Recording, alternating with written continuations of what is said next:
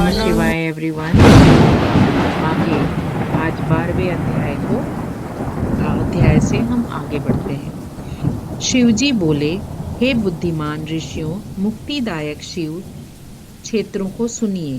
गहन वनों और पर्वतों से युक्त इस भूमि का 5 करोड़ योजन विस्तार है, जिस पर इस विस्तृत जगह में इनके निवासियों के कल्याणार्थ जहां तहां श्री शंभु भगवान ने कृपा कर अपने क्षेत्रों की कल्पना की है।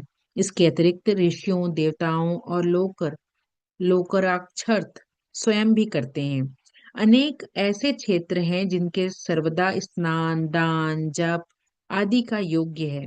हे मुनियों, पुण्य क्षेत्र में निवास करने पर किंचित भी पाप ना करें, और जैसे भी हो सके मनुष्यों को चाहिए कि वो सर्वदा पुण्य क्षेत्र में ही निवास करें। गंगा आदि नदियों के तट पर अनेकों तीर्थ हैं। 60 मुख वाले सरस्वती नदी बड़ी ही पुनीत है। उनके तट पर निवास करने वाले ब्रह्म पद को प्राप्त होते हैं। हिमालय से निकली सतमुखी गंगा नदी पतित पावन है। उसके तट पर वास करे अथवा काशी आदि अनेक पुण्य क्षेत्र में हैं जिनमें जाकर बसें। सोनभद्र के तट पर बसें। उसमें स्नान करने और वहां व्रत करने से गणेश पद प्राप्त होता है। महानदी नर्मदा के तट पर बसे, जो 24 मुखों वाली और वैष्णव पद प्राप्त करने वाली है। 12 मुखों वाली तम तमसा नदी, 10 मुखी रेवा नदी और महापुण्यदायक गोदावरी नदी के तट पर बसे। जहां भी बसने में से ब्रह्म हत्या और गौ हत्या का पाप नाश हो जाता है। देखो, ये बहुत बड़ी बात है कि जहां पर आ, इनको कह रहे हैं कि आप लिंग रूप में ऐसे जगह पर रहो जहां पर ये सारी नदियां हो, तो आपको ब्रह्म हत्या और गौ हत्या का भी पाप आपका नष्ट हो जाए। यह 21 मुखी गोदावरी रुद्रलोक को देने वाली है। इसके अतिरिक्त 18 मुख वाली कृष्णवेणी नदी विष्णु लोकदायक, 10 मुखी तुंगभद्रा महालोक से च्युत हुए प्राणियों को अपने नट तट पर जन्म देती है। तथा सरस्वती, पंपा, जन्या, श्वेत नदी, महापुण्या, कावेरी, जिनके 27 मुख हैं, ये सभी पुण्यदा शुभप्रद सर स्वर्गदायक हैं। इन सभी नदियों और क्षेत्रों में स्नान करना अपना अपना उनका एक पृथक पृथक पर्व है। इन पर्वों मुहूर्तों में जो इन नदियों में स्नान करता है, उसे उत्तमोत्तम फलों की प्राप्ति होती है। यदि सदाचार, सत्वृत्ति, सद्भावना से बुद्धिमान पुरुष इस नदियों के तट पर निवास करता है, तो उसे अनेकों प्रकार की ऋषि सिद्धि प्राप्त होती है। किंतु ऐसे पुण्य क्षेत्रों में थोड़ी भी किया हुआ पाप मनुष्य के बड़े बड़े पुण्य को नष्ट कर देता है। परंतु मानसिक पाप वज्रलेप के समान होता है, जो कल्पांतर तक नहीं छूटता, और वह केवल ध्यान से ही छूटता है। जप, ध्यान, तप से सब शरीर को सुखाए, तब कहीं उससे छुटकारा प्राप्त होता है। जगत में निष्पाप जीवन ही उचित है, और मनुष्यों को सच्चा सुख तभी प्राप्त होता है। 13वां अध्याय, सदाचार विवेचना। ऋषि बोले, हे विद्वान सूत जी, अब आप हमें यह बतलाइए कि धर्म क्या है और अधर्म क्या है, जिसने स्वर्ग और नरक लोकों में जाना पड़ता है, और वह सदाचार क्या है जिससे इन पर विजय प्राप्त किया जा सके। सूत जी बोले, हे ऋषियों, ब्राह्मण, क्षत्रिय, वैश्य और शूद्र, इन चारों वर्णों को उचित है कि वो सूर्योदय से पूर्व उठकर अपने इष्ट देवता का ध्यान करें। तो हमेशा याद रखें कि जब भी आप सोकर उठें, तो सबसे पहले लेटे लेटे ही कोई भी मंत्र का जाप करते करते उठें, और जैसे ही अपनी आंख खुले, तो अपने दोनों हाथों को देखते हुए मंत्र पढ़ें। कराग्रे वस्ते लक्ष्मी, करमते सरस्वती, करमूले त गोविंदम, प्रभाते कर दर्शनम। तो प्रभाते कर दर्शनम बोलते हुए अपनी कलाई को देखें। प्रभाते कर दर्शनम, करमूले त गोविंदम, तो मूल में गोविंदम है। करमूलेत गोविंदम, प्रभाते कर दर्शनम। तो आप इस वे पर अपने दिन की शुरुआत कर सकते हैं। तो इसमें क्या लिखा है, हम ये आगे पढ़ते हैं। पूर्व दिशा की ओर मुख करके बैठने से उत्तम फल की प्राप्ति होती है। रात्रि का अंतिम प्रहर उषा कहलाता है, जिसमें उठकर ब्राह्मण घर से दूर बाहर जाकर शौचादि कर्मों से निवृत्त होकर दातून करें और जल के देवताओं को नमस्कार करके स्नान करें। तो हम हमारी प्रथा है कि हम एक समय ही स्नान करते हैं, एक समय ही नहाते हैं। तो हमें कोशिश करना चाहिए कि हम दो समय अपना शावर लें, नहाएं और सोने से पहले ब्रश करके अच्छे स्वच्छ कपड़े पहनकर सोएं। तो ये एक नियम है। जल में मंत्र से स्नान करें और उसे तीर्थ के जल से वहां के तथा इष्ट देवताओं को तृप्त करें। फिर धोती पहनकर पंच कच्छ पांचों प्रकार के कपड़े पहने। फिर गीले वस्त्र को बिना साबुन से धोए अपने पितरों को तृप्त करें। पश्चात आचमन कर संध्या उपासना करें, गायत्री मंत्र जपें। देखिए बार बार गायत्री मंत्र का यहाँ पर आया है। सूर्य को अर्घ दें, तो सबसे पहले गायत्री मंत्र पढ़ें, सूर्य को अर्घ दें, प्रातः काल सूर्योनुवाक से और संध्या के समय अग्नि अनुवाक से प्रोक्षण करें। यानी हम जो डेली की जो विधियां करते हैं अपने पोल में, कि आप सूर्य को अर्घ दें और रात्रि में तुलसी में दिया जलाएं, तो ये दोनों चीज हम करते हैं। संध्या के समय पश्चिम की ओर मुख करके अपने प्रातः और मध्याह्न समय में उंगलियों से तीर्थ देवता को जल दें। फिर उंगलियों के छेद से सूर्य भगवान को अस्त होता देखें और प्रदक्षिणा कर शुद्ध आचमन करें। संध्या से पहले संध्या ना करें। नित्य प्रति अपना जाप करना, उसमें 100 गायत्री अधिक जपें। यानी फिर से दोबारा कहा जा रहा है कि गायत्री मंत्र का 100 से ज्यादा जाप करें। गायत्री जपने का यह प्रमाण है कि 10 दिन में 1 लाख गायत्री जप पूरा करें। गायत्री मंत्र जो है, ये जो साल है ना, इसमें गायत्री मंत्र का बहुत महत्व है। गायत्री मंत्र और सूर्य देवता बहुत क्लोजली, यानी आप जब गायत्री मंत्र का जाप करोगे तो आपका सूर्य, आ, आपकी जो कुंडली में सूर्य ना बहुत तेज हो जाता है। सूर्य उच्च का बनते जाता है। तो इसीलिए गायत्री मंत्र, और इस साल जो सूर्य का नंबर है ना, ये साल, तो इसमें भी गायत्री मंत्र का बहुत महत्व दिया गया है। 70 वर्ष तक नियम पूर्वक ऐसा जप करें, फिर संन्यास ले नित्य प्रातः काल 12,000 ओंकार का जाप करें और हिसाब करके महीने भर 1.5 लाख का जाप करें, कम ना हो, तभी वह सच्चा सन्यासी होता है। सतयुग में ध्यान से ज्ञान प्राप्त होती है। तो जो हम डेली मेडिटेशन की जिसकी मैं बात करती हूँ, तो वो कह रहा है कि सतयुग में ध्यान से ज्ञान प्राप्त होता है।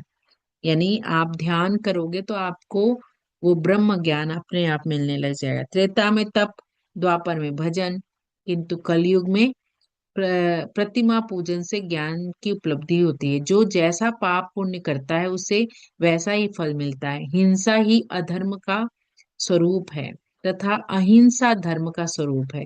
अधर्म से दुख और धर्म से सुख मिलता है। यदि कोई उत्तम ब्राह्मण को 100 वर्ष तक वृत्ति यानी जीविका का खर्च देता है, उसे ब्रह्मलोक प्राप्त होता है तथा 1,000 चंद्रायण व्रत करने से ब्रह्मलोक की प्राप्ति होती है। क्योंकि जब तक जिसका जो अन्न खाता है तब तक वह जो कुछ आत्मविचार कीर्तन श्रवण आदि करता है, उसका आधा फल दाता को पहुंचता है। यानी लेन देन बहुत सोच समझ के करना चाहिए। कि आप अगर किसी का खा रहे हो, किसी का पी रहे हो, तो ये हमेशा ध्यान रखो कि आप अगर कुछ कर्मा करते हो तो उसका आधा से ज्यादा भाग उस इंसान को मिलता है।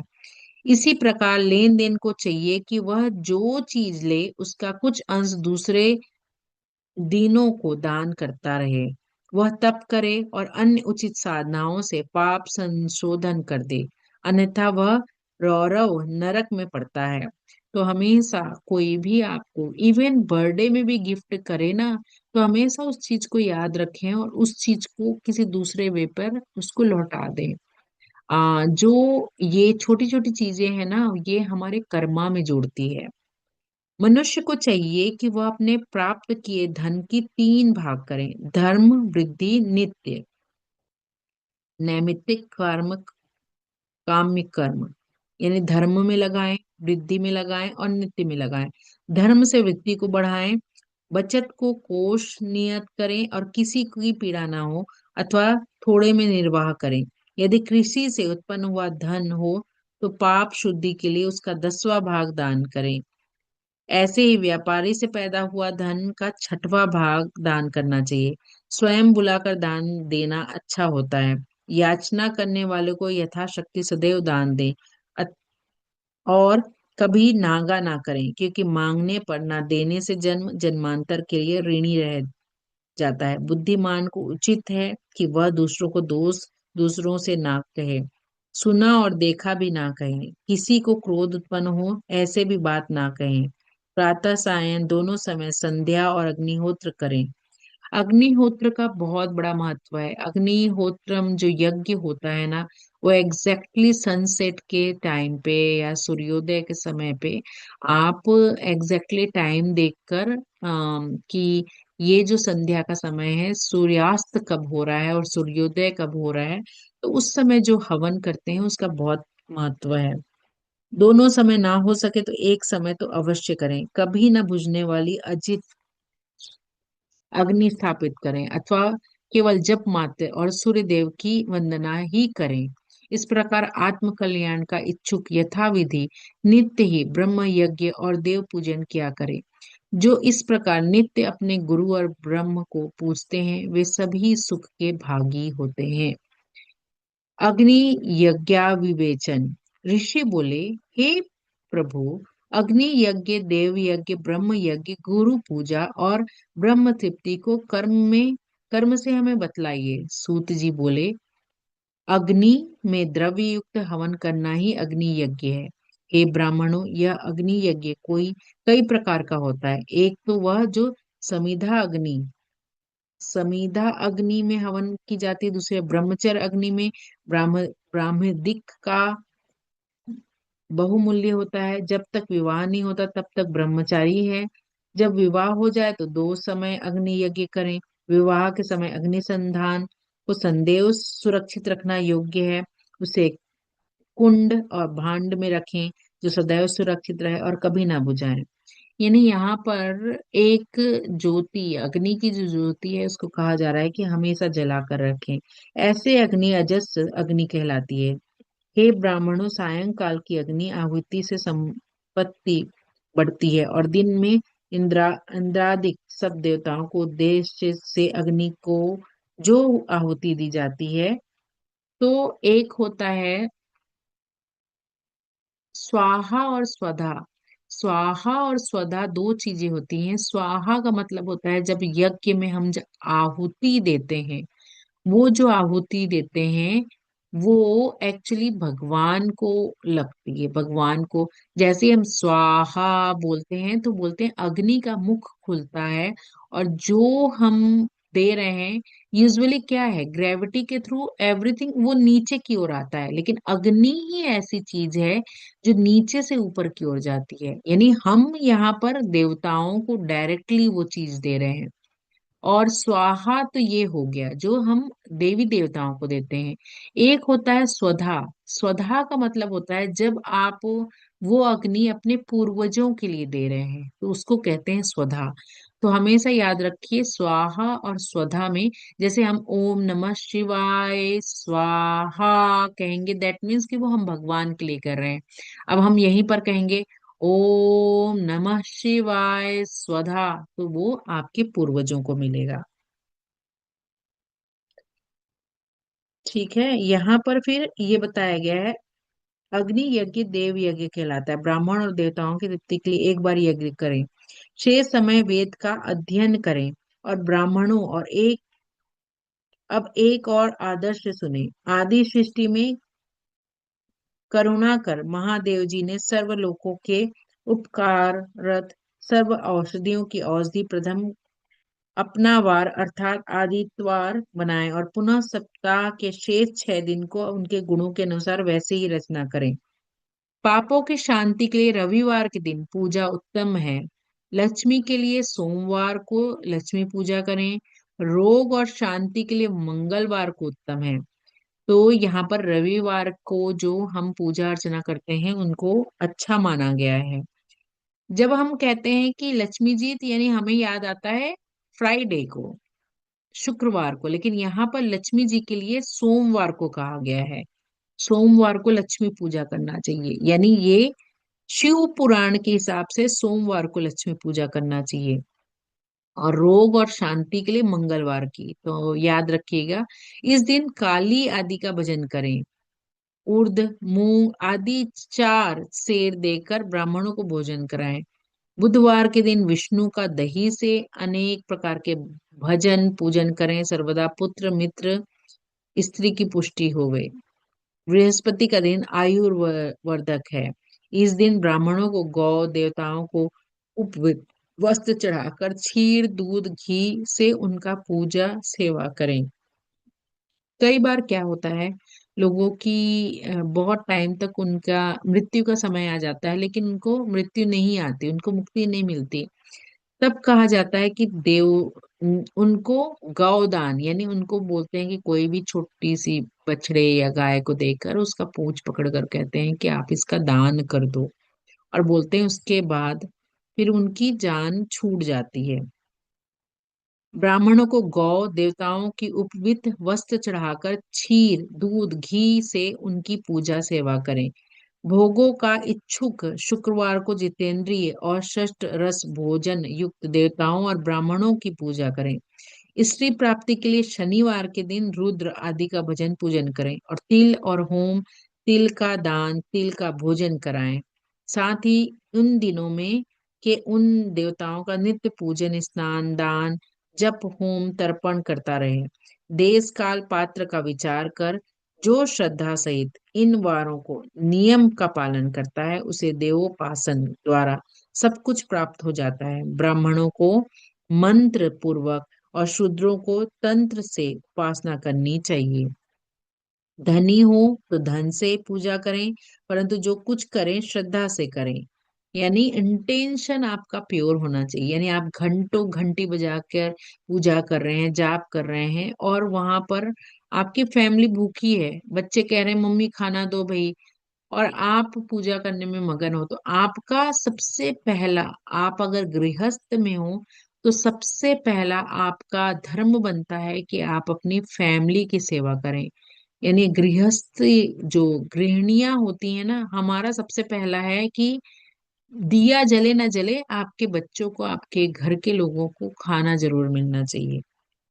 धनी हो तो धन से पूजा करें, परंतु जो कुछ करें श्रद्धा से करें। फिर तो उनके इस प्रकार करते रहने से समयानुसार उसे ज्ञान की प्राप्ति हो जाएगी।